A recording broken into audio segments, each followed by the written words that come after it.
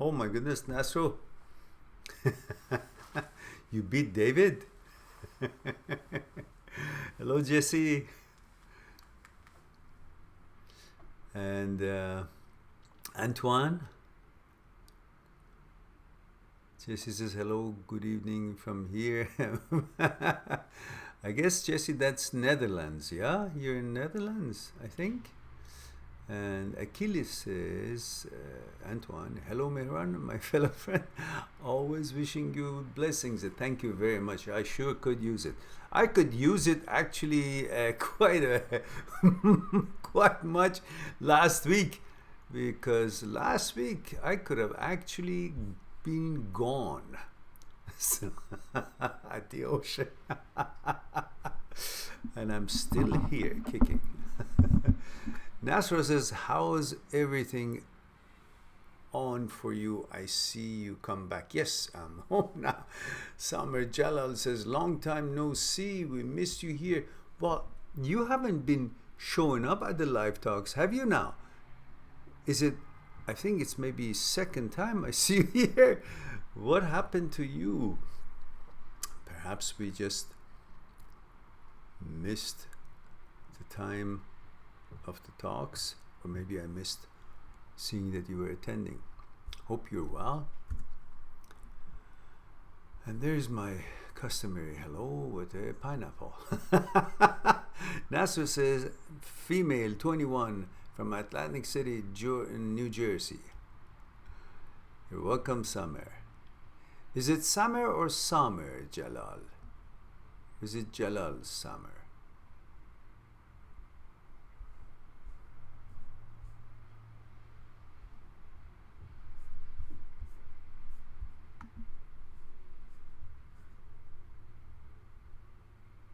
Samer Jalal. Aha, there we go. Antoine says, hey, I know exactly what to paint you. Ah, okay. I have the perfect picture. Hey, where do I mail it? Do you have a P.O. box? Yes, sure. Whatever you like. Yes, I give you my mailing address. It's 850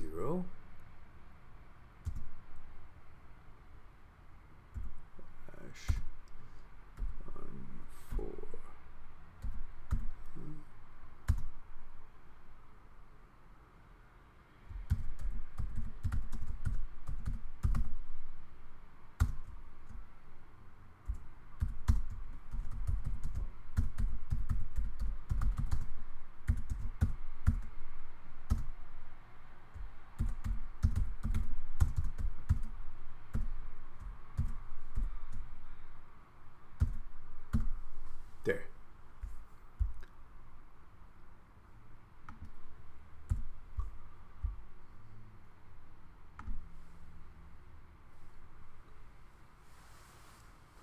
Antoine, you see it?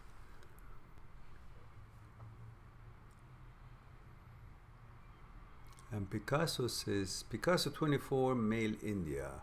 How to overcome from obsession of possessiveness for someone. Well, you gotta go to the roots of why you want to possess and be possessive. And you might go deep enough to find out that you have been conditioned to think that unless you own something or dominate something, or unless you have the most precious things in this world, which is woman, and you are conditioned to understand that, respect that, want that, believe that,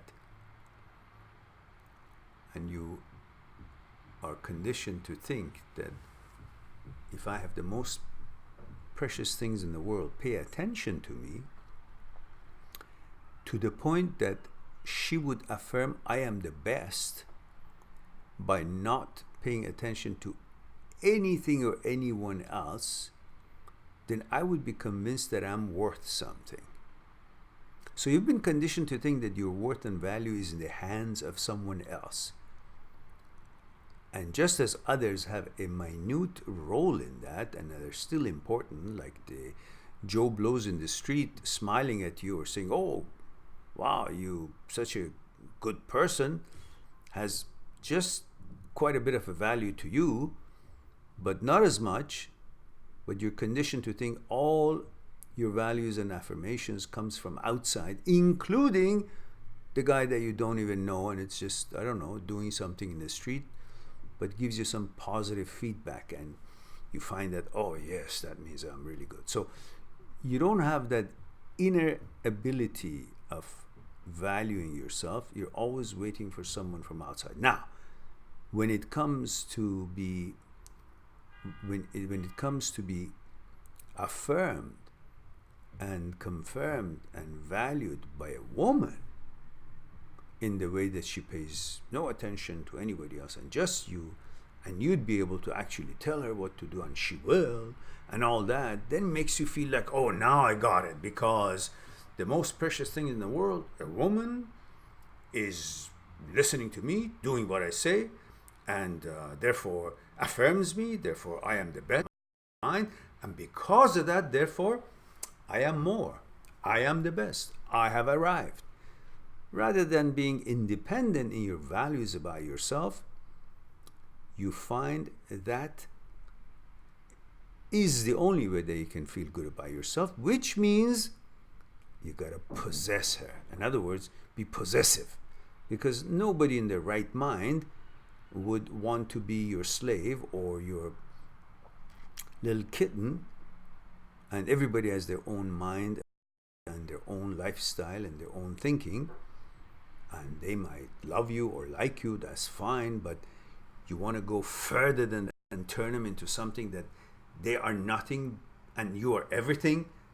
That's possessiveness, which is total stupidity, arrogance, ignorance, and lack of understanding the value of the others and the value of yourself, which means it should be independent of other people's opinion about you, but you have been conditioned to think nothing is more valuable than other people's opinion about you, and the opinion of the woman and her compliance to you, to your whims and wishes, is the way that you will feel good about yourself, instead of going and making something out of yourself, accomplishing important tasks and so on, and being fair and liberal in your relationship, and not feeling that you have to be possessive in order to feel good about yourself. That's a shortcoming of you, not some disease or something that you can't handle.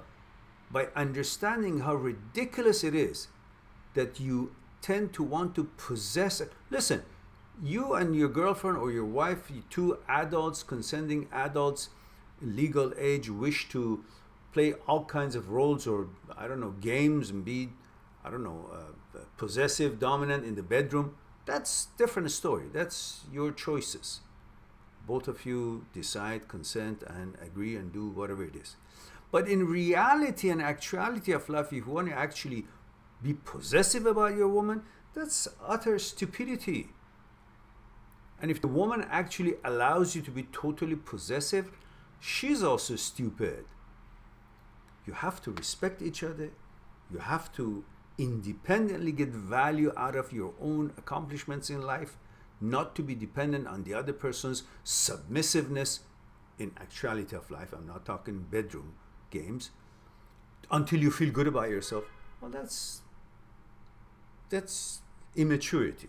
That's meaning you haven't become any life, that you're trying to become something through these sort of interactions. Well, that you should simply, that information should make you easily give it up and become a loving person, respectful to your woman, treat her well, be equal as much as possible in each other's roles. Sometimes she's a leader in something that she's best at. Sometimes you are a leader in something that you're best at, and you both recognize and respect. Then you have harmony and proper synchronization and organization in whatever it is that you're trying to build in that relationship. Hope that answers your concern. for your question.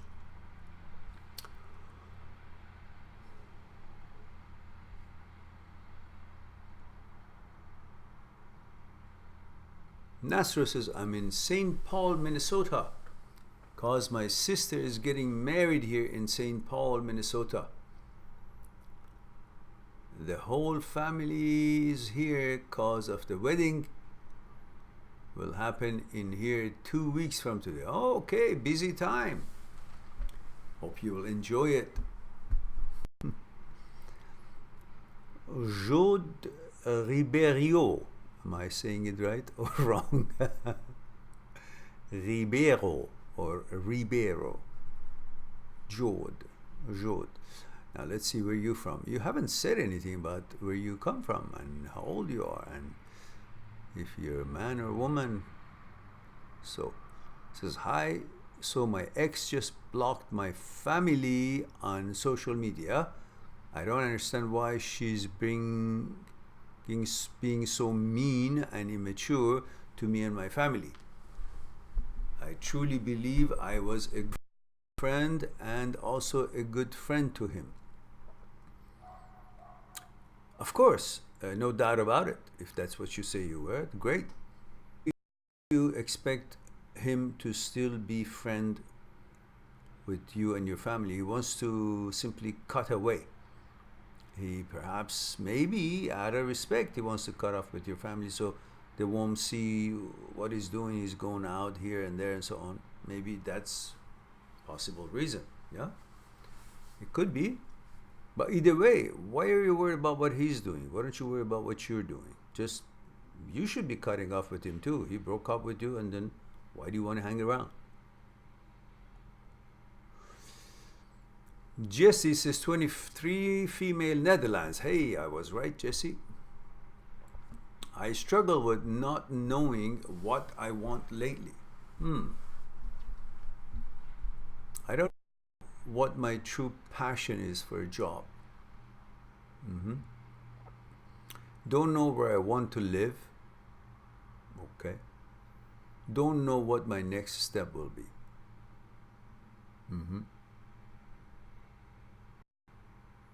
Everything you said is in the future, isn't it? Nothing about now. I didn't hear anything about now, which is where life is happening. What about you pay full attention to what it is right now, rather than focusing on, I don't know what I want lately. I don't know where my true passion is. But you're doing something, and instead of paying full attention to that, what you're doing to become the best you can be at that, maybe that becomes something more satisfying to you. You're constantly thinking, you separate yourself from the now, the actuality of what your physical being is involved and is spending its energy, the activity that is involved in, the efforts that it makes. You've separated your physical activity and being as the moment arises and as the things are happening, and you're focusing on none of these is okay. I'm wondering what the passion, the future would be, and you add it to, I don't know where I want to live. Well, you're living somewhere. You're not paying attention to where you're living, but you're thinking about, I shouldn't be here. I should be somewhere that I'm not. So you're focusing about something that doesn't exist, somewhere that you don't know where it is, that you're not there, you don't exist there, but you're focusing on a non-existence. And I've made the non-existence a puzzle, and you wonder why I'm not content, because your mind is somewhere that you don't even know where it is. So it's lost, confusing. Instead of coming down to where you are, focusing on which town you're in, what you can do there, what's available to you, and what is happening in that very moment, perhaps that settle your mind a little bit, make you content and be happy, and in that happiness you can have a cup of tea and think, okay, what changes I want to make? Would it be nice to go, I don't know, Switzerland maybe, or maybe I go to Germany, or maybe I go to Italy, or wherever it is that you're thinking at a different mode. First, solidify your position, then decide with that mentality of contentment and happiness, where you otherwise, when you're unhappy and not content, you will take anything that is not here, which will be another question for you when you get there. I don't know what I'm doing here. Why did I leave there? Where should I go from here? So you'll be constantly thinking about the solution to your problem or question is in changing physical locations rather than where the real problem is. Because every location has good things and bad things. You can't just simply physically move to another location and think and feel that all your mental issues are also gone away because you've changed your look. That's a physical location you're changing. But you're also carrying with you, as you're changing your physical location, all the things that is in your head that makes you want to change location and makes you look for answers. All those questions will come with you. So I suggest you focus on where the questions are really. Is it in my location? Is it where I live? Or somewhere else? Find where the questions are, the answers to your questions are. Then if you still want to change location, go somewhere else, then okay, go ahead, do it. No problems. It's like saying you want to decide which food is most delicious when you're totally hungry, haven't eaten for 3 days, and you just get somewhere that they have, I don't know, some bread and cheese. Obviously, you're going to think this is the most delicious food in the world. You can't be objective there. You can't give the most perfect judgment about those food then because you're too hungry. But if you're full and you're not necessarily focusing on getting nourishment, but you're focusing on taste, ingredients, how well it's cooked, how the combination of the spices are, how these ingredients fit together, then you're actually judging the taste of the food, not focusing on, I'm so hungry, I really don't care, everything is delicious. Oh yes, this is the most delicious because you need it so much. So right now you need it so much, therefore you won't be able to make the right decision. Answer some of the basic questions that you have in your mind, then make these decisions, because these decisions you think has the answer. I change location, I change job, and I know what I want to do, then I'm okay. No. Find out how you can be okay, then see if you still want to make these changes. Anyhow, that's what I think from the long distance. Not a hands-on, but just, I don't know, just remote. And Antoine says, yes, I do. Oh, where was that?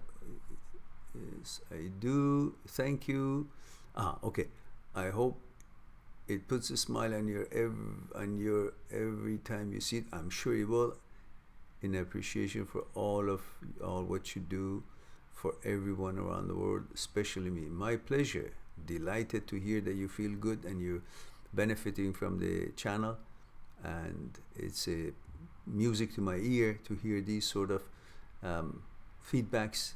And again, thank you very much for your graciousness and your gift. Majid says, hi Mehran, back home. Yeah, yes, that's right, I'm back home. And he says, out for a run instead of feeling sorry for myself. There you go, that's good.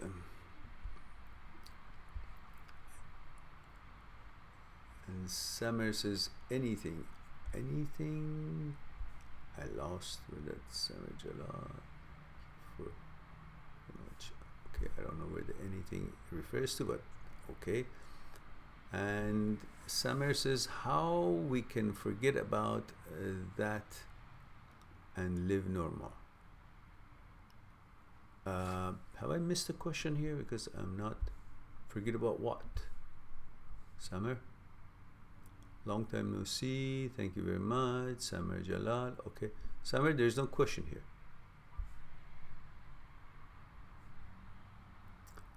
Juanpa says, Pura vida mera. Oh yes, pura vida, Juanpa. Male 23, Costa Rica. And Antoine says, Mehran, You ever think of doing a live tour, a Q&A question live where your fans can come and see you? Well, listen, that would be great, but that needs finances, needs arrangements. I don't have people around the world who say that they will arrange this for me so I can then arrive, and then they have gathered the people, advertised for it, or exposed it, promoted it, then I can go and do the thingy. But beside that organization, also finances are needed. As you know, the channel is not making any money with all what you guys say, which I believe it, and all the effects and positive effects it's had on people's lives around the world, and I'm witness to that in many thousands and thousands of emails and comments. But despite that, unlike many other channels that I have witnessed, that, as you guys said, and I checked them out, you're right, nonsense, nothing said, they've got 1.5 million subscribers. The channel that I am referring to had only 15,000, less than mine at a year or two ago. Now I can see it's 1.5 million. And their content, you guys told me, and I checked it out, pretty much nothing in there. Either nonsense or irrelevant. Somehow people are drawn to that sort of things. But we have only, 17,000. So we're not making any money as far as the advertisement and so on. But once we do, yes, that is actually what I have in mind, to do a tour for that. That is what I'm hoping. Now, if somebody can muster up making arrangements, I don't know, sell tickets or whatever, invite me, by all means, I'll show up. Now, Sandeep says, hi Mehran, Sandeep, male 25 from India. Hello Sandeep. Sandeep says, I get hurt from people easily, like it affects me when say something bad about me behind my back. Yes, of course. And that affects me. I get distracted and starts to think, why did they say that? Yes, I know. Especially when you're young, your whole currency of value is what people think of you. And your whole world has diminished or has shrunk, most of the world, to a small fragment of it. In that fragment, you will find a bunch of people, 5 or 6 people, that they have come to represent to you the world. So when they say something bad about you, you think the world thinks bad about you. Just nonsense. Totally bullshit. It's just a bunch of kids or a bunch of people, for one reason or another, intimidation, stupidity, arrogance, selfishness, jealousy, they say something about you or about somebody else. But suddenly they become the world, and as if the world has now dubbed thee whatever they said. It's nonsense. Who are they? Who died and left them in charge for giving values and opinion about people, and people should care about these people's opinion? You shouldn't give a damn. But you don't have other friends, and these are the only people that you associate with, or somehow and you get distracted, upset, because you think your value resides in other people's opinion rather than in yourself. That's pretty much the gist of it. Now let's go on. So I'm going to make all the response short, because this is supposed to be a public free consultation, and I don't want to turn it into a deep analyzation of every question, because that defeats the purpose. I can't get to the questions. It'll take too long to finish the live talks, and nobody then would think that they got their answers thoroughly responded to. So I leave that to the Skype consultations. Anybody who wants to discuss their issues further, they can go on my site, mind@6truth.com, click on Talk to Mehran via Skype, and then make an appointment, of course, one-on-one We'll go deep into whatever it is that concerns you. And Jude Ribeiro says, I'm Portuguese, 18-year-old, love your work, and I just want to know, I've been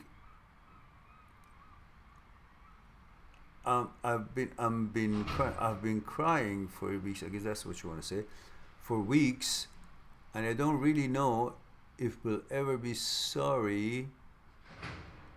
If we'll ever be sorry for what he did to me. I don't know how to move on.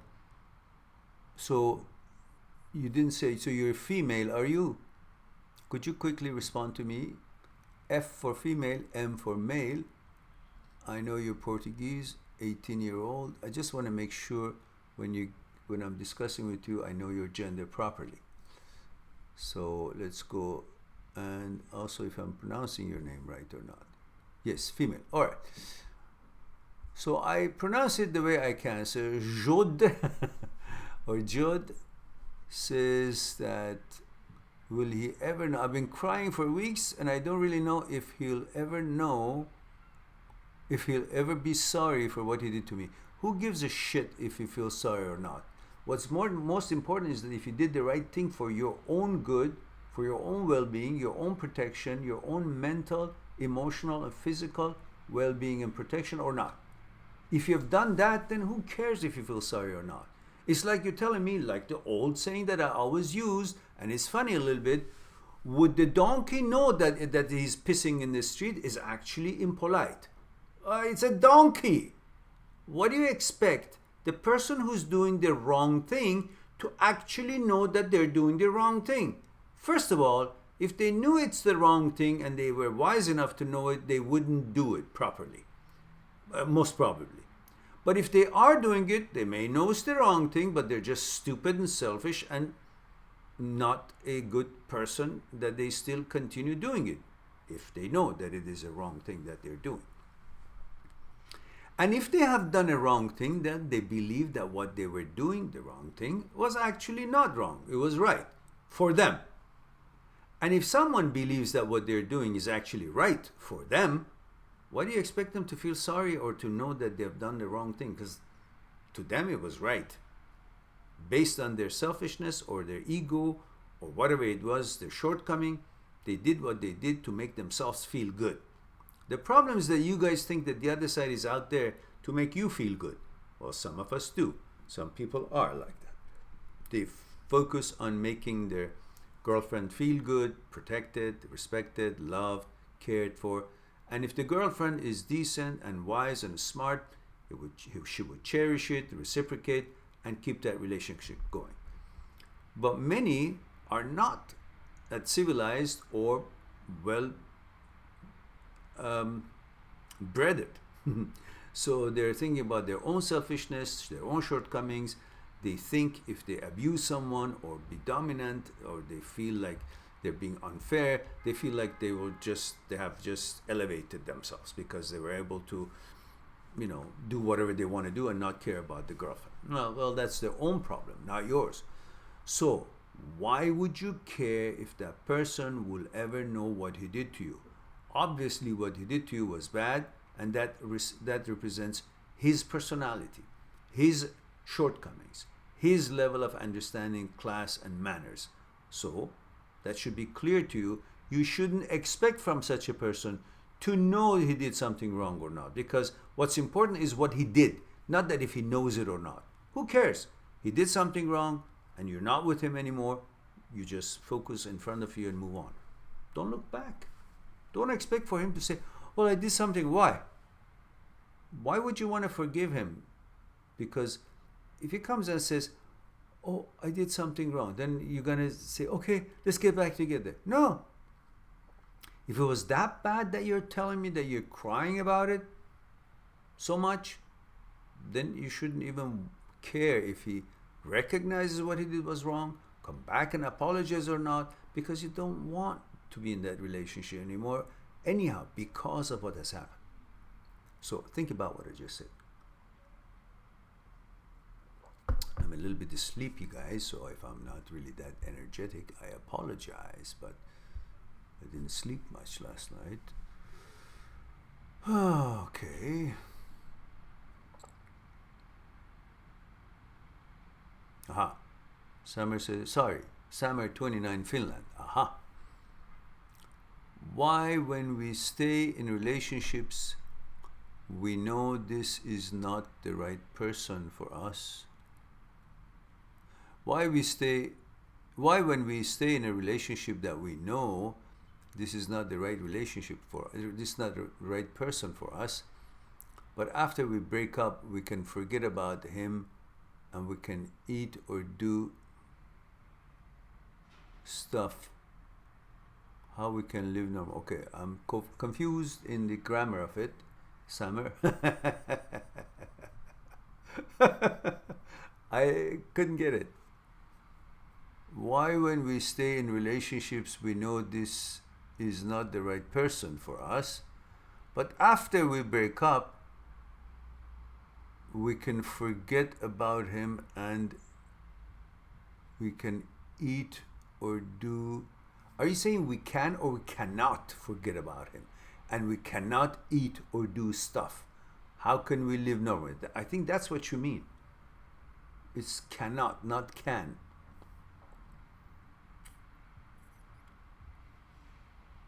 So, if that's the question, well, it's because you've been conditioned for a while to think that that relationship will go somewhere. The possibility that was there and you had trained yourself to believe in that is now broken. The order of things, how you were interacting with each other, how you were living in relation to each other is broken, and your whole conditioning and what you were used to, the normal of things, are taken away, broken down. So you feel lost and you feel like you're imbalanced. Something has gone wrong.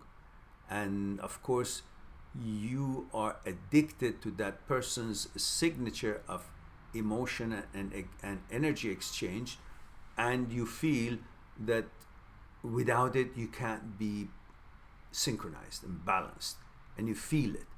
But it's all temporary. If you constantly get engaged while you feel that way, get engaged with normal life, eventually the normal life will win over your baggage and what you brought with you in your mind from that relationship, and everything will be fine and normal again.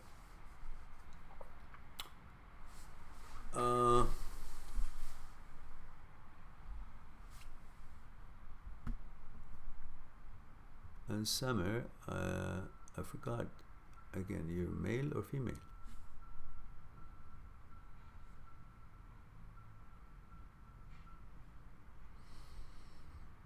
Jesse says, thank you, Mehran. I'm going to listen to this again tomorrow morning and think about what you said. Okay, good. Summer says, why the mind do what and you go back to the person? Summer, grammar is giving me trouble. I can't understand. Why the mind do that? And you go back to the person, you feel good again, and the cycle come back. What is the situation? Well, because of the conditioning. Because you have convinced yourself that is a good thing for you. Because everything had its own norm and order that you're used to it. And the mind seeks security, and the mind finds security to settle and not be agile here and there and so on, and find security and safety in the order. When you break up in relationship, the order is broken. When the order is broken, things are not the same. Things are not as it was organized in the way it was before you guys broke up. The order is broken. The way things were is broken. That's when the mind finds confusion. Says, where is my security? Because my security was in the order. Now the order is broken. I don't have security. So it starts going around here and there, not settled, confused, upset, stressed. That's why it takes a while until a new order is created in your life. Then your mind finds security in that new order, new way of things, new routine that you gained, you became accustomed to, and you became used to it and conditioned, a new conditioning for a new order.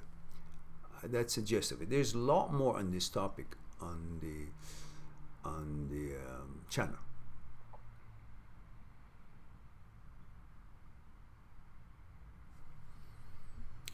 Jode says yes, female.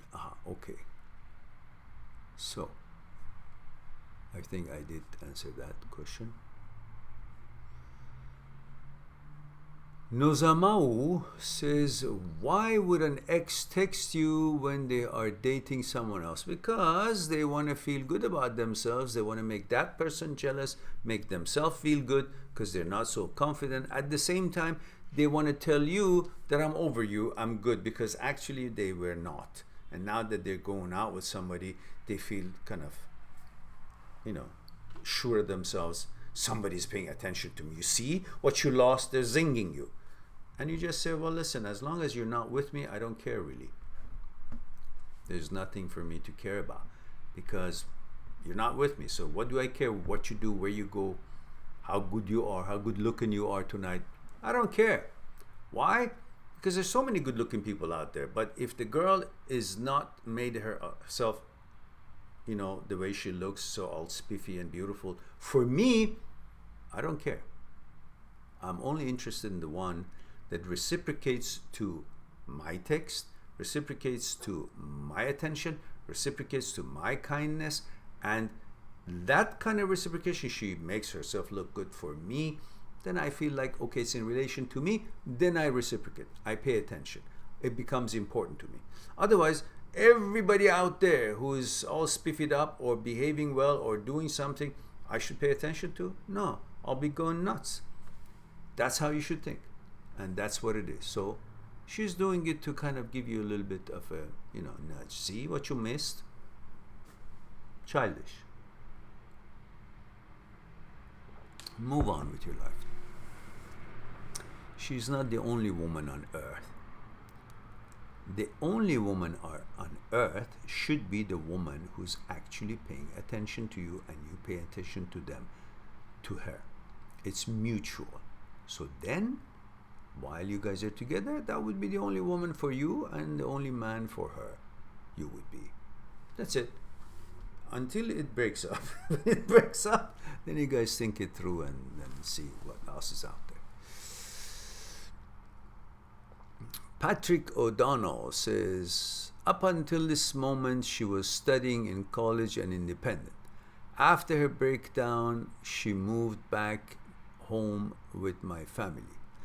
Recently, she's making small strides towards recovery. Have I missed something here? Was there a beginning question? Oh, here. Patrick, male 29, Ireland. Hello, Mehran. Great to see you. You're back from Hawaii. Yes, Patrick. Thank you. I have a question. My sister has had mental health difficulties. 3 years ago, she was hospitalized.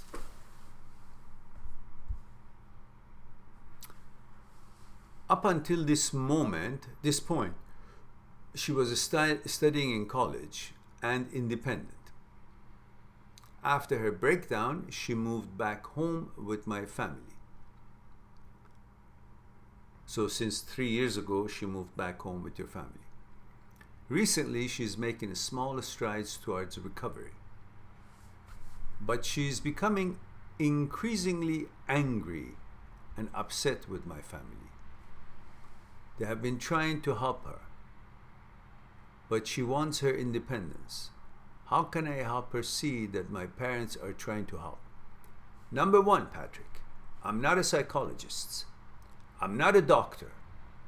I don't have any such certificate or qualifications to diagnose or make advices. So my suggestion is to definitely ask this question from her doctor, a psychologist, or someone who has such expected credibility. So what I'm about to share with you, it is just a friend talking to someone, not a diagnosis, not an advice. My advice is talk to your psychologist. Having said that, I make my comment. It's a comment. It's not a medical comment because I'm not a doctor. I hope you guys get it. And I covered all angles so you will not be misled thinking that I'm a psychologist. I'm not.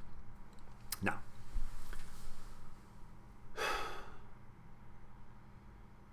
the last part of your question is the key.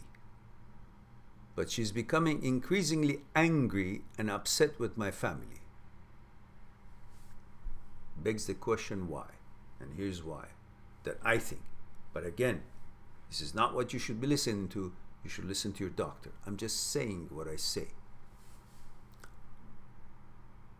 They have been trying to help her, but she wants her independence. What they're trying to do to help her, in her mind, is butting into my life. And by that kind of a help, knowing, she knows that they know that she had a nervous breakdown, therefore she believes that their help or their concern is because they think she's incapable of handling her life because she had a nervous breakdown.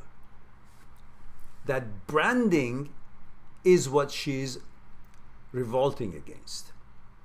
She doesn't want them to think of her as someone who cannot handle things or make a good judgment because she has had a certain episode.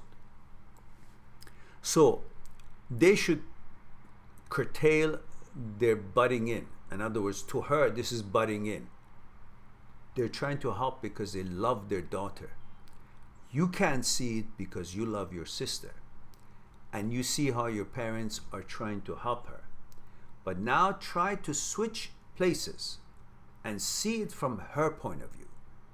She wants to be seen as who she is and how she sees herself in her own mind, not the way they are seeing her, even though they're trying to help her. She knows they're trying to help her, but she also thinks they're helping her because they think she's a handicap, mentally handicapped. She doesn't like that because it's not true. She just had a nervous breakdown. She's still a perfect woman. She's still a perfect person. She's still a normal person. She can handle anything on her own, but she wants them to recognize that. So what they need to do, often they should say, well, honey, this is your decision. You're a capable woman. You can make a decision. You let us know if there is anything we can do for you, but otherwise, you're perfectly healthy and you can make your own decisions. Just, we are here to help you. If you think you want a consultation together or brainstorming, we think this would be a good angle to approach it. This particular solution that we suggest is one solution, but it all depends on you. What decision you make, that's what it counts. What do you think? What is your resolution, or what is your solution for this particular dilemma? This is how they should approach, rather than, okay, you should do this. No, you shouldn't do that. You should. She says, oh, fuck that. What do you think I am? Someone who can't think? Someone who can't decide? So you're devaluating her in her own mind, which is detrimental to however she's feeling, because she wants to be felt she's respected, she's trusted, she's known as being capable, and she knows she is. And if it's really too far out what she wants to do, then you interfere. But not before that. Every little thing that she does is different than the parents think. Therefore, they think, oh, she does that. It's different from us because she had a nervous breakdown. No. Could be different because it's different. We're all different. They got to be able to see that through. That's what I think. So, and that's where I stop. Patrick says, my sister is 26, by the way. Yep. And of course, 26, yep. Yeah, she wants to feel that she's considered adult, mature. And this particular episode doesn't let her feel that way because they're not treating her that way. Nozamao says 21 US. Why do some people get into rebounds?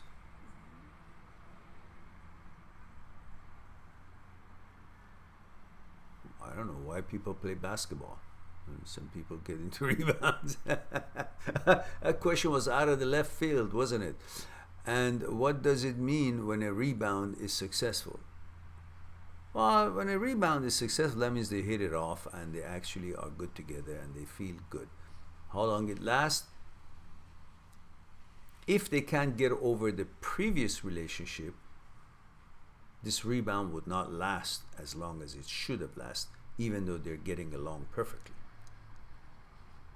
But if during this rebound relationship that seems to be working, they actually sort out the past challenge and they don't care about the past relationship that broke down, then the rebound will continue being a new relationship, no longer a rebound. That's probably what it's supposed to mean. All right, 46 minutes into our discussion, we have run out of questions and we've answered everything. There are 14 of us here. Let's make sure we've clicked on the like, if you will. And don't forget, there's 1,500 videos on this channel. Don't forget, there's a site, mind@seekstruth.com. Don't forget, you can talk to me on Skype. You can email me from the site. There's a nominal fee for the email question, very nominal. If you don't have the funds to book an appointment to talk to me, then you can simply send me an email, but not an email of 10 pages, just enough to get a simple answer, and that would be something for you to take advantage of. And in the meantime, the site is new, so anyone making a half an hour appointment, they'll get 1 hour. Anyone who makes 1 hour appointment will get 2 hours for the short time, as long as I can make it work. And of course, you have package of the ultimate breakup cure, which includes all the ebooks included, the mindset included, 82 videos, selected videos for how to move on from a bad breakup, and those 82 are added to every time I notice a new star video or make a new video. I add it into the playlist. So that subscription is about $198 at the moment, which for 1 year, and you will get to use all those perks that I said, and the discount will continue for you. The ones who have bought that package, it's not going to be for a short time. The discount for the Skype consultation will continue.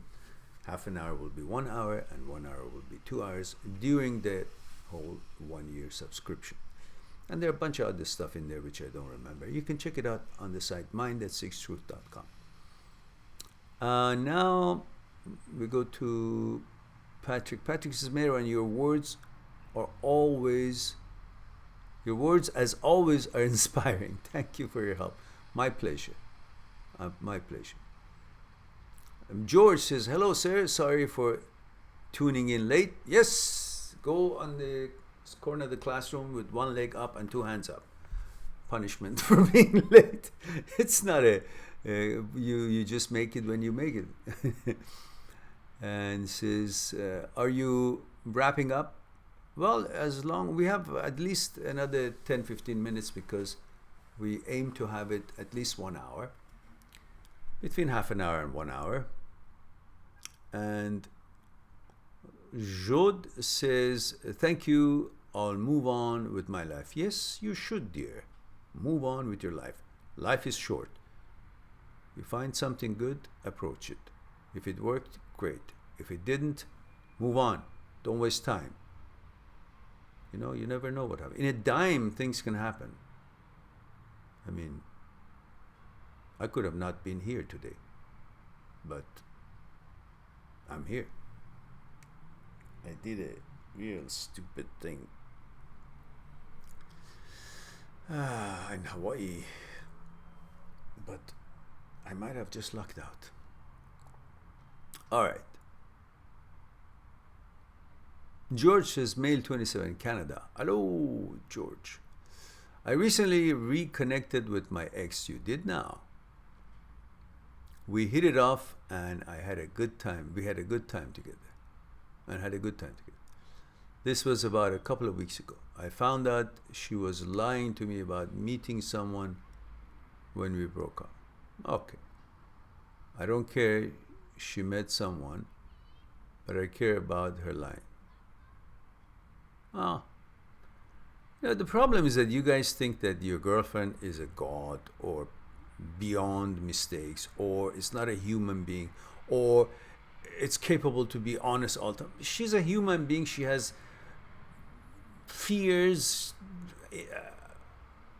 unsure of herself, lack of confidence, wants to be noticed, wants to be paid attention to, wants to make herself look she worth more than what she is. For whatever reason, she thinks that's what is important to her. And they come up with all these scenarios that I met someone. Okay.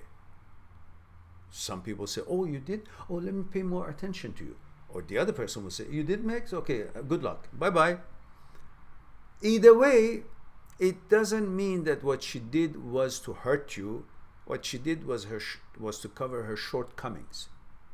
Now, when I say what she did, because I'm talking about what kind of relationship between a heterosexual man and a heterosexual woman. Now, whatever relationship you have, switch it around and make sense out of it for your relationship. So it could be a boy feeling that way versus the girl. But this situation is about you, and that is how it's being addressed. So she's covering her own shortcomings, her own needs to feel important. And you can't hold her. You're suffering, you're upset because you think of her as an angel, a perfection. No, she just looks nice. She just looks pretty. And to most of us heterosexual male, when a woman is beautiful, you also think she's smart. You also think she's logical. You also think she's organized. You also think she's unselfish. You also think she's faithful. You also think every good characteristics that you can think of, you think she has. Why? Because she turned you on. Because the most important pleasure in life for you, which is intimacy and having a woman, and she pays attention to you and she's beautiful to your standards, meets your standards, is there. That part overcomes everything else, covers up anything else that you might be expecting. Because you think just because she looks the way you like, then she must have everything else in there. Because the most important thing is that she looks the way I like. And I'm turned on. Therefore, the rest is there automatically. You don't even get there to think if it's there or not. You just assume it's there. Why? Because you're blinded. You're blinded with the possibility of sexuality, sexual relationship and intimacy. You're turned on, you're attracted to her, and that's in your genes. These feelings are there for you not to question anything else, not to expect anything else. Just go for it. And, we're programmed in our genes for procreation. That's how the whole world has become populated from day one. I don't know when that was. So that caveman mentality or primitive genes is still the dominant genes in every heterosexual male that exists. So that's why most of us make a mistake. When we like a girl, it's all based on her looks and her figure and, I don't know, the way she carries herself and interacts with us physically.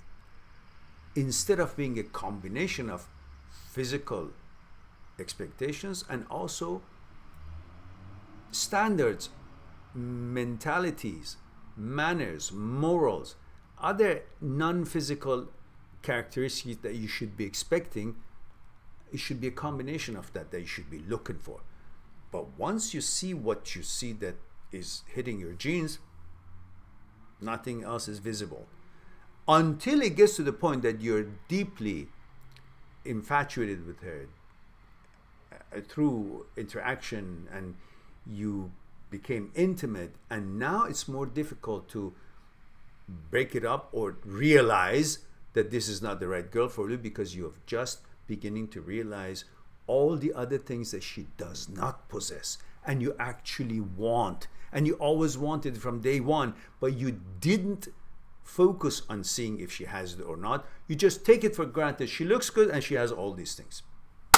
Then, surprise, that happens. So, stop thinking about your girlfriend as a perfect person. Then you will be able to be a little bit lenient on the mistakes or on the things that you didn't like about her, because it doesn't mean just because she did something she purposely wanted to hurt you. She was trying to help herself. And you probably have done similar things. So come down from your high horse and see what's good about her now. See her for what she is now. Do not perceive her with how it was before. Before it doesn't exist. It's past. It's gone. And you want to see her yet perceive her as how she was? That's not fair. See her for what she is, the changes she has made, and that's the person that you're dealing with. Not the person you remember she used to be, that you guys didn't get along. The other way of it is also correct. You used to get along, now she's changed, nasty, not meeting your standards, but you can't see it because you're still seeing her as how good she was before. So both scenarios work. I mean, you should be focused on that. And he says, I don't care if she met someone, but I care about her lying. Well, lying, you know, again, that's kind of a, yes, it's bad to lie. Nobody says it's not. But again, you're thinking about possessiveness, that if she lies to you, you're diminished. If she doesn't, she honors you, respects you, and then that means you're high and mighty. No, it's her shortcomings if she lies. It's a bonus to her and her credit if she doesn't. It's not about you, but you think what she does must affect you, defines you. That's what you're hurting. That's why you're hurting. And George says, how can we start something again? How can we start something again if there is lying? Well, there was lying. There's no lying now. If she tells you, yeah, you know, listen, I lied because of this. Okay, let's get over it. Now, if she lies again and again, well, something wrong with her, then you say, okay, bye-bye, and let's don't get back together.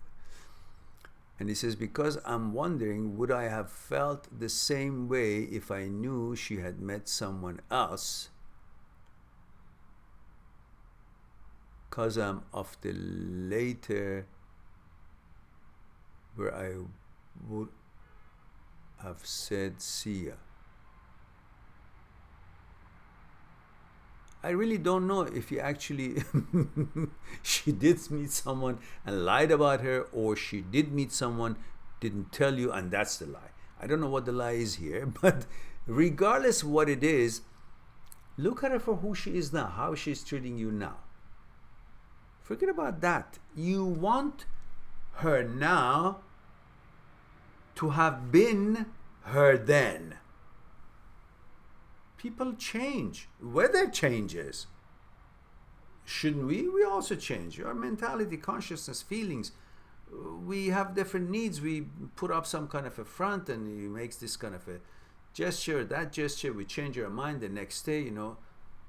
We could also be different than what we were 2 months ago. But you don't want to see her for who she is now. You just say, I like this what she is now, but I want her to have been the same as she is now then. Well, how could she have been who she is now if actually she wasn't then how she was? Because all that made changes in her mind as well. And she perhaps decided that I should reevaluate my interests and thinking, and she has changed into this person that you guys get along. But you say, I get along with her, but I wanted her to be as she is now then when I wasn't getting along with her. Well, you know, so you're expecting a little bit too much of something that is natural for evolution. We evolved physically, we can also evolve mentally, and we evolve mentally every day.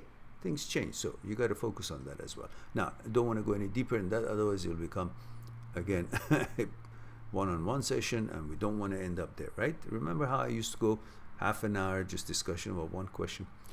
So, And George says, I don't know. I don't see her that way anymore, not just on looks. After listening to you for so long, I'm expecting a lot more now. Okay, good. So I am in a pickle. I want someone to trust. Well, listen, that trust should start now, because that distrust resulted in a breakup. That's gone. Now you should give her a chance anew. Why do you like her now? Because she's different than when you guys broke up. So you should also accept everything else in her could be different. You can't just pick, oh, this part is different, so I take her in and we have a relationship again. But then again, I don't think she has changed other things. Who knows? Maybe she has. So you start fresh again. And if you see discrepancies and problems as it was before, then you say, okay, you haven't changed, you still lie, and I can't handle that. But right now, I think she doesn't lie. New person, new everything. You gotta give her that, because you don't know. You can't assume things. All right. Chris Adams. Chris, what are you doing there? You should be talking. All right. Chris says, hi, Mehran 26 UK. Does love really exist? Yes. But the definition of the love that you really are seeking is not the same as lust. If it was, we all have been in love every day of our life with a different girl, because they all turn us on, don't they? College, work, walking in the street. But these are not love. Love is far deeper than that, far more sophisticated. Love is when you guys actually spend time with each other, interact in real life, in real situations, and on consciousness level, you bond, you trust each other, you do things for each other, you become unselfish, you care about each other, little things, day in, day out, both of you. And then you see, that's love. Otherwise, the rest of it, until you get to know each other in real life for a while, I don't know, months, weeks or months or years, I don't know, depends. The rest of it is lust. And that's the opener, that's the attraction, that's the invitation to see if you guys can love each other. But the fact that you're attracted to each other, that doesn't mean it's love. It sounds like love because you really want to be with her and she really wants to be with you. You just want to text each other, see each other, go to coffee, go to tea, go to dinner, do things, just want to hold each other. These are all good, but still not love. They are interests, they're lust, they're intimacy, they're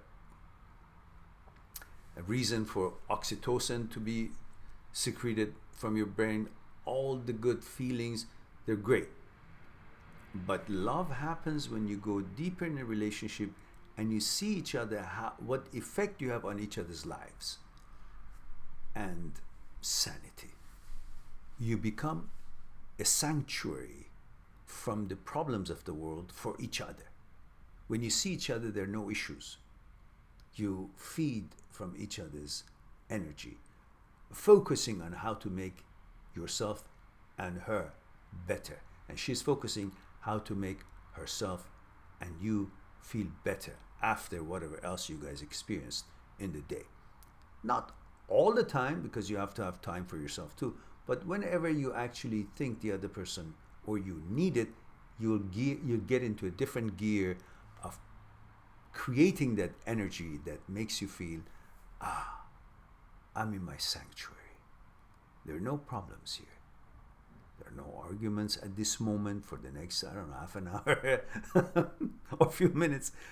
I can feel rejuvenated. It's like a meditation that you would seclude yourself. You just go somewhere and meditate. It's all you and the universe.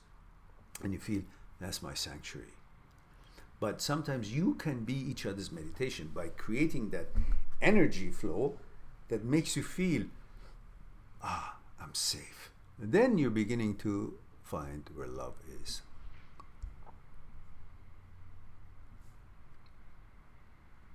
My goodness, we got so many other questions came in, I guess. We can't end it now.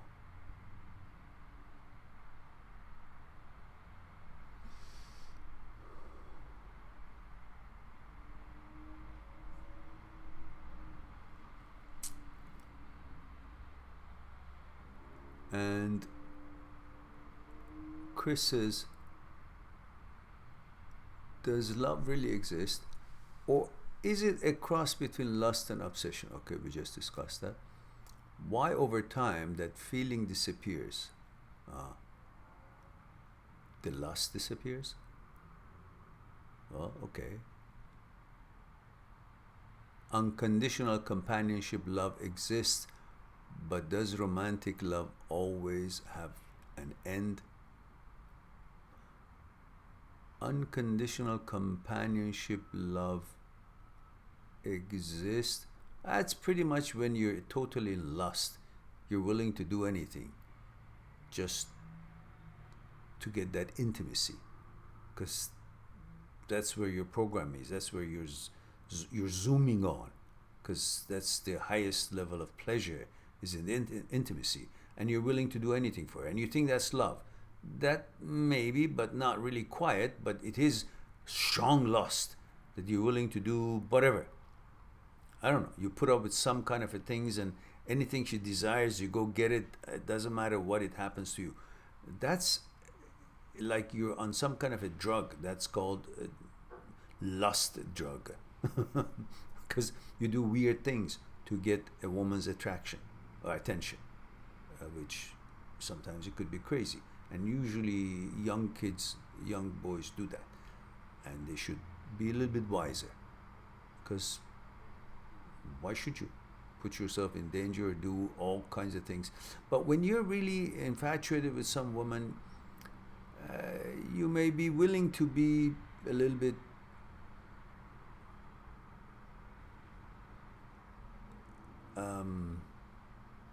too willing. And you shouldn't. You should always, have a balance. So the rest of the question is,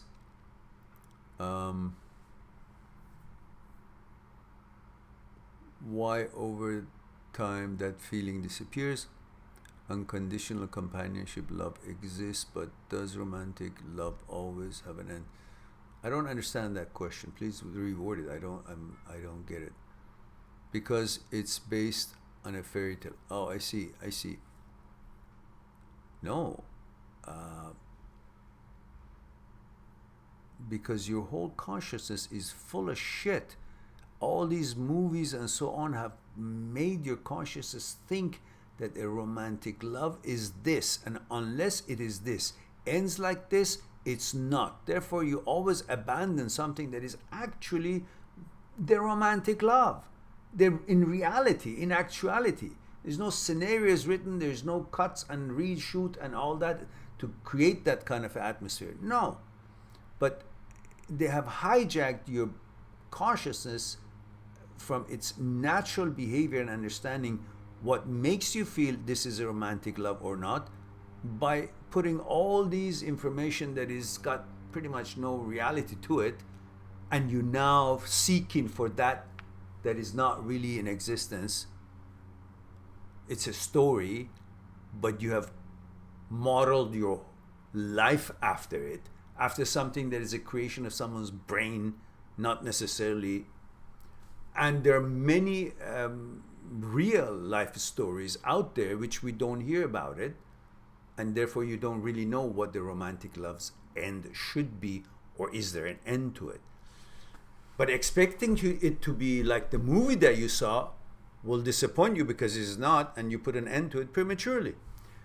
Instead of understanding that whatever it is that you feel with her together and what you guys going through normal life, that can be romantic if you look at it the way you should look at it, without any script.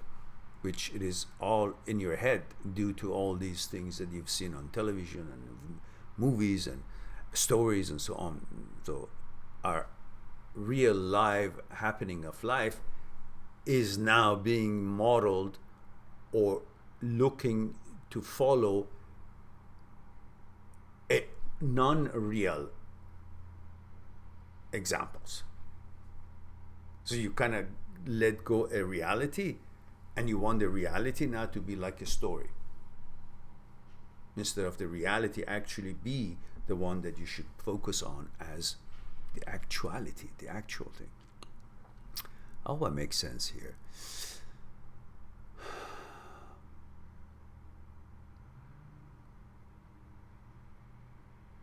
So in other words, the romantic love does not have to end unless you think it should have a certain end that you expect to have, as you have seen on stories, books, and movies, and theaters, and stuff like that. All right. Hooper 502 says, male, Philadelphia 26. It's been 7 months. I'm stuck, and she engaged to someone she was talking to while we were together. So why would you even want to give a time of the day to the girl that is now engaged to someone that she was talking to while you guys were together? What's wrong with you? Why do you think you... Think about it. Why can't you focus on your reasoning that I sure as hell do not value to be in a relationship or want to be in a relationship with a woman who was with me but chatting up somebody else, now is engaged to that somebody else while she was with me? Why would that woman still be qualified in my mind to worth my attention? Why can't you ask this from yourself? Yet you're only forgetting everything about what is right, what is not, and only focusing on, well, it was nice to be intimate with her. And because of that intimacy, I'm now having a problem that why she's not with me. I want her to be with me. I can't forget her. Why? Why don't you focus on the qualifications? There was none. Because that ending that you told me means the person is definitely not qualified that you should want to be with her. But you're not focusing on her qualifications. You're focusing on her physical appearances and how it makes you feel when you're intimate with her. That's why you can't think. Get your thoughts out of where it is and put it where it should be. And then you can get to see, oh, this is me. I deserve better because I'm offering loyalty, faithfulness, exclusivity, honesty. That wasn't there. So why do I still want that person?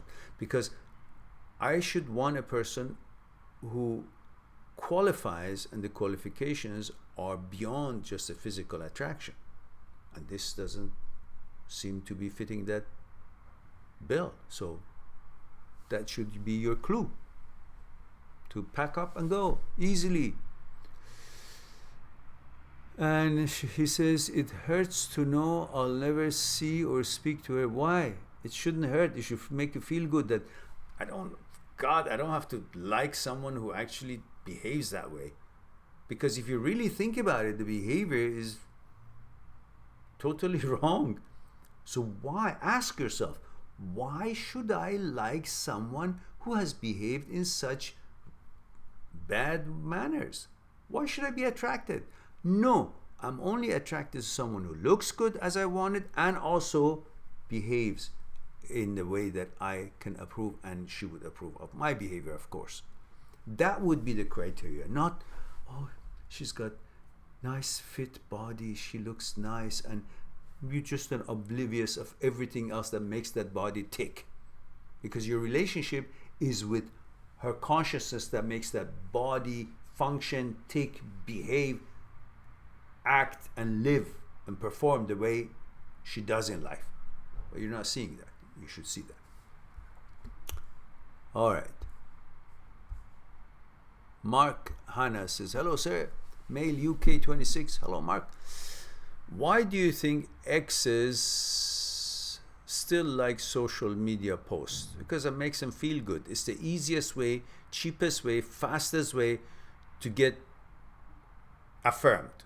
Oh, somebody's paying attention to me. I put this picture out there and so many said, oh, you look nice. So suddenly she, from the way she used to think of herself that half an hour ago, oh, you know, I don't get that much attention, I don't have the stuff I want, I didn't get good grades, or I don't have a good job, or she doesn't have a boyfriend, or she doesn't have the right guy that she's looking for. But suddenly a boost of 26 thumbs up because she had a little bit of a shoulder showing suddenly makes her feel, see, I got it, I'm good.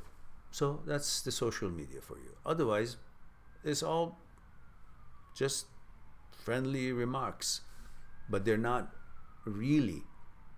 Even the ones who actually click on like and put heart and off for you because you put your picture up there, well, you just send them, okay, or you really like it, would you like to go out with me? She says no, because it's just a friendly, polite gesture of encouragement. It's not supposed to be that, but that's what most guys or girls who are looking for affirmation or feeling good are looking for. That's it. So it's so fast and so quick. It's to, you know, make them feel good. But then at the same time, they get addicted to that little feel good, as plastic as it is, as just polite as it is, nothing else, but they get used to it. Now they want more of it. Like anything else that you do enough of it becomes your habit. That becomes your habit and conditioning that you gotta receive that affirmation, even though it's from somebody across the world. You've never seen it, just became a Facebook friend, and now you're looking for, oh, how come that person is not among the ones who clicked, you know, thumbs up? These are what we have all conditioned ourselves. That's why, as positive the effect of social media thing is, it also has real bullshit effects on you, makes you lose the sight of reality and what really you should pay attention to, what kind of relationship you should be looking for, what kind of attention, a real attention, so on, rather than these little thumbs up thingies to make you feel good. Or, and then you get conditioned, you can't let it go, you constantly have to have it. Mark says thanks, you're welcome. Oh, says, on social media, please don't say who cares, lol. Can we go a bit deeper? Yeah, I did, didn't I? Actually, I wasn't thinking about the who cares. You just reminded me. Who cares? There we go. Your own fault. George says, that is fair. I like that approach. Thank you, sir. You're welcome. Alejandro Rodriguez. Pura vida, Alejandro. See, I learned something. Says, hi, 36 male Boston. How can you find your purpose after breakup? Why? Your purpose in life was in your relationship? Is that it? Your purpose in life is to be in a relationship with someone? That's it? That's all you're here to do? That you're now asking, how can you find your purpose after a breakup? He says, I'm struggling trying to find that out at this age. So your purpose was what? To get a girl and say hello, text, and that was your purpose? Sleep with her, and that's it? That's your purpose? Well, that was a very low expectations from yourself. Because a relationship, everybody gets into a relationship, gets out of a relationship several times during their lifetime. That's not supposed to be a purpose. That's part of your whole reasoning of experience, being here to experience this life. That's one fragment of it. When you make that fragment as a whole purpose, then when you lose that fragment and doesn't work, you think you've lost your whole life. Then you're asking this question. Understand, everything has its own point in life and its own place in life. Relationship occupies the pigeonhole of relationship. That's it. It doesn't suddenly become the whole experience of life. It's part of the experience of life. And it has many things: your friends, your job, your career, what you want to research, what you want to learn, what you want to learn about yourself, what you want to learn about the nature, connection with the nature, and relationship. Many other things, and relationship. That's one part. But you turn the relationship into, relationship and intimacy is the highest level of pleasure that you get, but it's not the totality of your experience in life. That's two different things. All right, we go on to George says, how does one go about preventing divorce? It's inevitable. If someone wants to divorce, you can't prevent it. They've already made up their mind. You've already tried to compromise, and the one-sided, the person who asked for divorce without you really expecting it, or and nothing really open about it until the last moment, that person has been thinking about it for the past year or at least 6 months, and have been trying to see if automatically can be resolved by not bringing it up to you, but expecting you to know about it and make changes that she would desire. And when that doesn't happen, because you didn't have a part in that, in the changes that was necessary, then she decides that that's the end of it. No more discussion. I've made up my mind. So in that particular stage, there's nothing you can do. And he continues, but when it falls apart, it seems like men get the short end of the stick. Children, wise, financially, etc. Is it worth it? Yes, it's worth it. If a woman decides to divorce, it's not, and you've been a decent man, it doesn't mean that everything else that went before this divorce wasn't worth it. The children that you have together, the good times that you had together, whatever you built together. Now, as a human being, she has the right to change her mind. She may be fine later on that she made a mistake, or maybe not. But whatever it is, you be the man and share the whatever you guys built, and let her be happy in her life. She's on her own, and make sure you guys pay full attention to the well-being of the children, because the children are not the one who decided to divorce. You guys did. You're taking them along for the ride that they never asked for. But if you still don't have the senses and you go through with it, you got to make sure that the children are loved. You respect the children. You don't badmouth each other in front of the children. You don't try to get brownie points, put each other down in front of the children. You bring stress and confusion in there, and you destroy the center of that centrality of that family. And then tomorrow when the children need guidance, they won't come to either one of you, because they don't believe you, because they use one to pull the other one closer. They start playing games between the two of you, and each one of you want to score points. So you give brownie points to the kids, buy this, buy that, so they will be on your side, not on her side, or vice versa. That is going to be detrimental. That's not going to be good. You got to make sure that you put the differences aside. You focus on respect and love for the children and for each other in front of the children, and you come to careful understanding and schedule to make sure children will not feel that anything has changed. You guys don't live together, but don't bring the boyfriend in front of the girls, in front of the children, and the guy don't bring the girlfriend in front of the children. Go on date whatever the hell you want to do when the kids are with the other one. The kids are with the mother, the husband can go maybe on a date. The kids are with the father, the wife, ex-wife, can go on whatever she wants to do. Do not bring these things in front of the children, especially when they're small. Have respect for them and for each other. Then the children will respect you more, and they'll be your friend, and they understand and learn how you treated them with respect. And you did not put yourself ahead of them by bringing new faces into the house, and this, the mother or the father.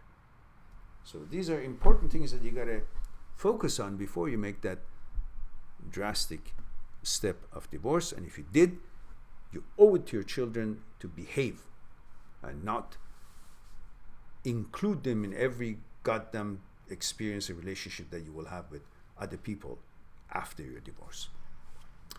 Respect the fact that the children have a mother, and the mother is the only mother, and the mother should make sure that she respects the idea in front of the children that the children have a father, and the only father that they have.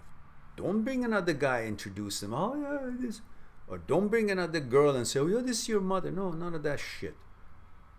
Keep yourselves to whatever you want to do, but keep the same organization that the children would not be lost and feel they have a mother, one mother, same mother, a father, one father, same father, and they're still a family, even though the mother and father are no longer together.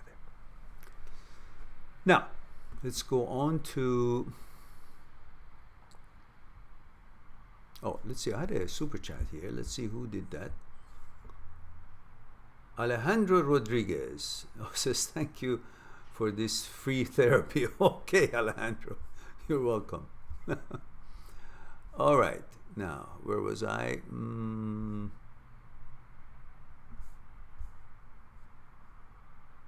I have lost where it was. Where was it? Where was it? Where was it? Where was it? Okay.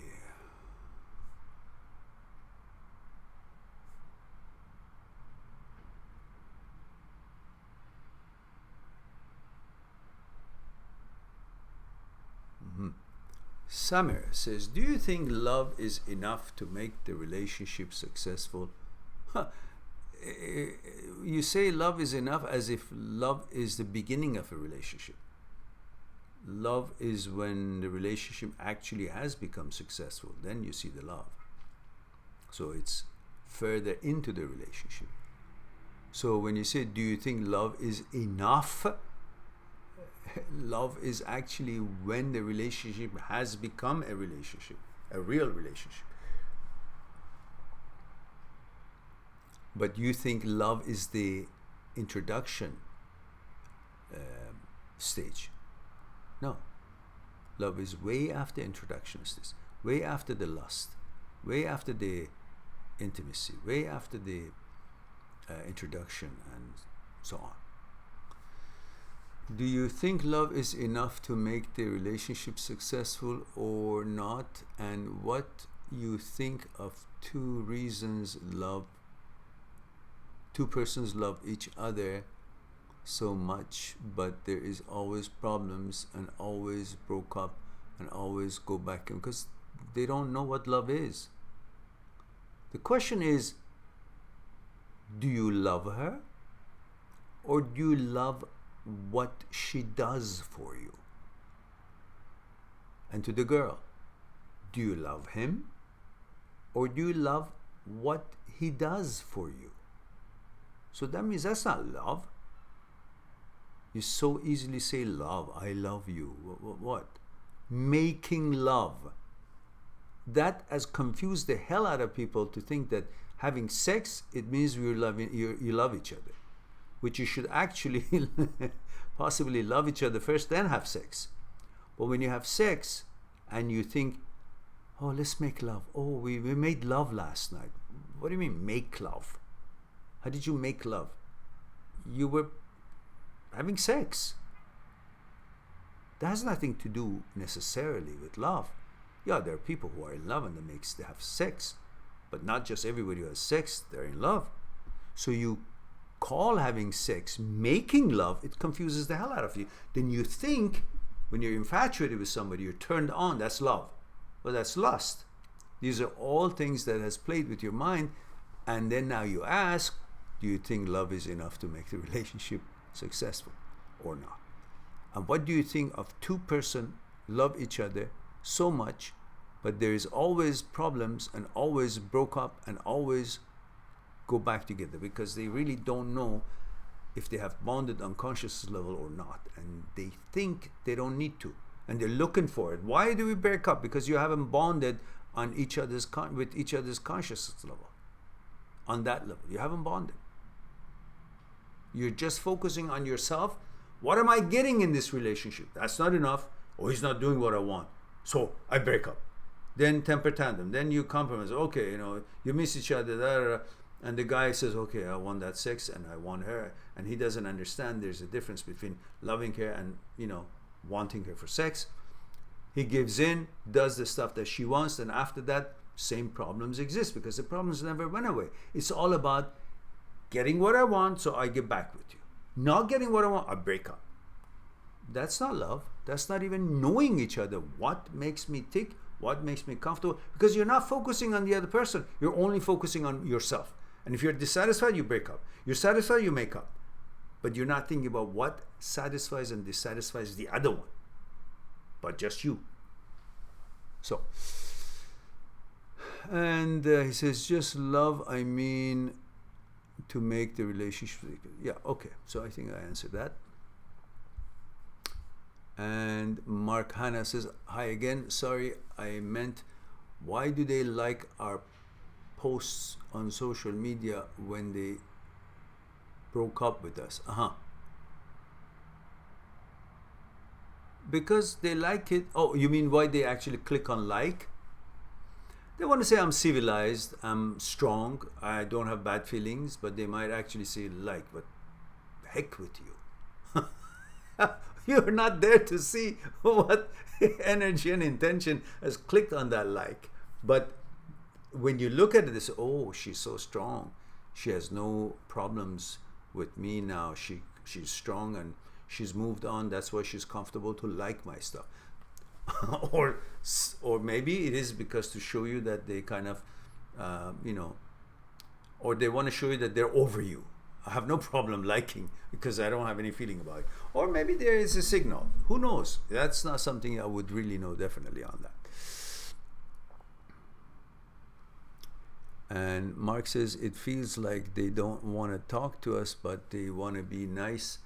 So I'll like a post. But to me, it's a bit of a slap in the face.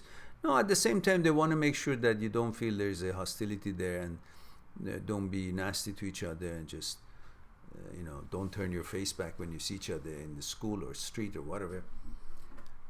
So, but I think if you guys broke up and you think it's already done, then unfriend each other and get it over with. Don't follow each other on that stuff, social media. Majid says it's amazing how we all go through and think the same things post breakups. Yes, because it's all about your consciousness and your fears and desires and ego all interfere, and every one of us are human being.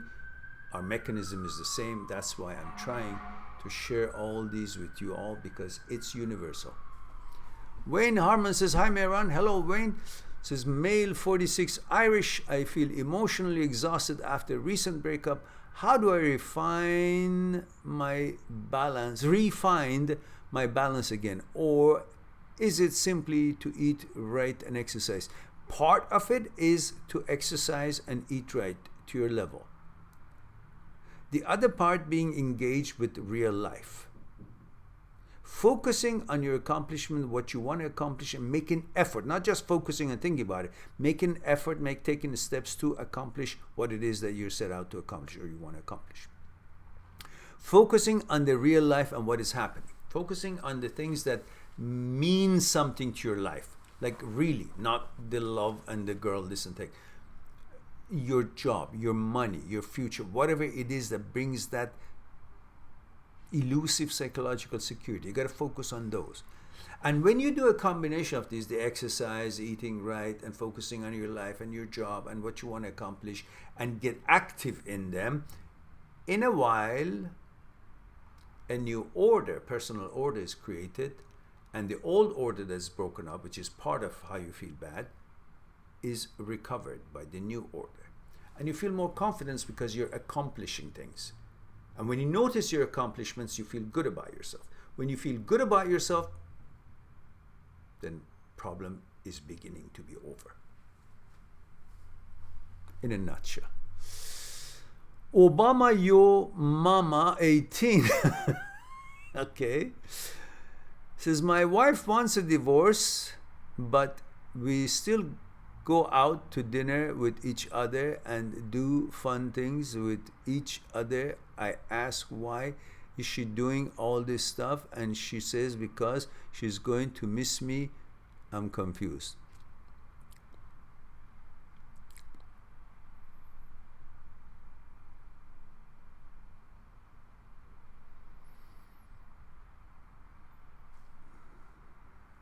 There's so much to be said.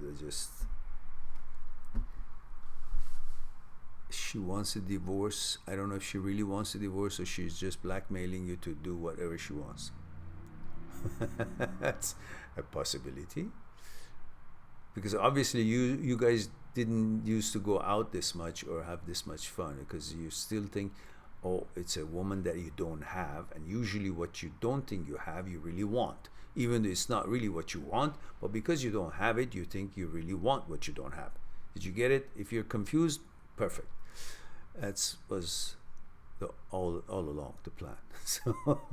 So it makes sense, and at the same time, it could be because she wants you to have good memories of each other now that you guys want to end it, which is going to be a double-edged sword, because it's also going to play on her own psyche, not just you. Also, it makes her feel good to separate from you, not feeling bad, having a good relationship. So you guys will be able to negotiate and compromise better.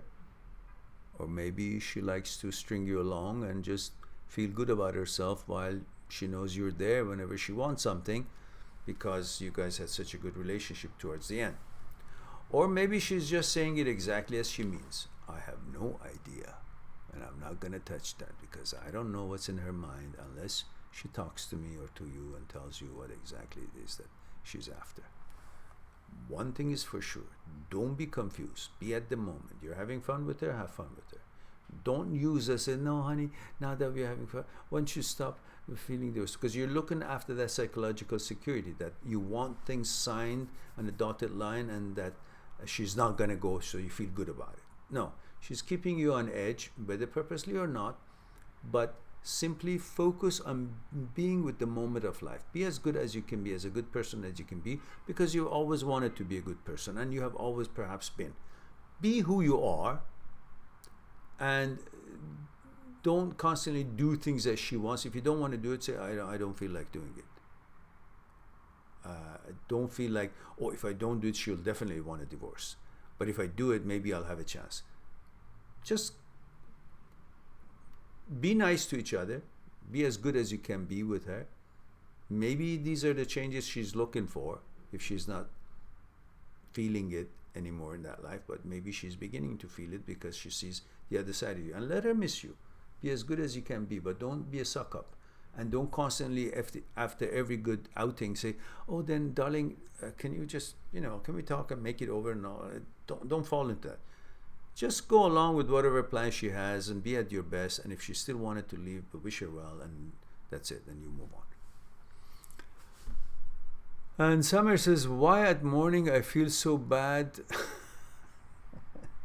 and I just want to talk to her? Because in the morning you feel that she's always been there, now you don't have her, and it's the beginning of the morning. You don't want to start your morning with that feeling. And also, well, in the morning, we boys are a little different when we get up. Okay, you read the rest. And you kind of think of her more than usually you do at the other times of day. And it says, after talk to her after breakup, but at nights I feel I can manage. Why morning? Because morning, biologically, it's your morning, which everything wants to, just be active. That's as far as I can go here.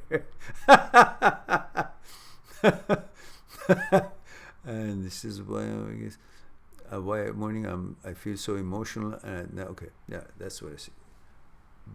I feel better. What is the secret? Is it hormones? Yeah, part of it. Also, the other part is what I just said. Okay, looks like we hit all the questions, guys. And at this time, it's time for me to say thank you very much for your time and sharing that time with me, and let me share with you some of the stuff that we could have talked about today. And I look forward to another one, perhaps tomorrow. I'm not sure. I hope I sleep well tonight. And I love you all. Thank you again, and talk to you soon. Be good to yourself, to the others, and talk to you later. Bye for now.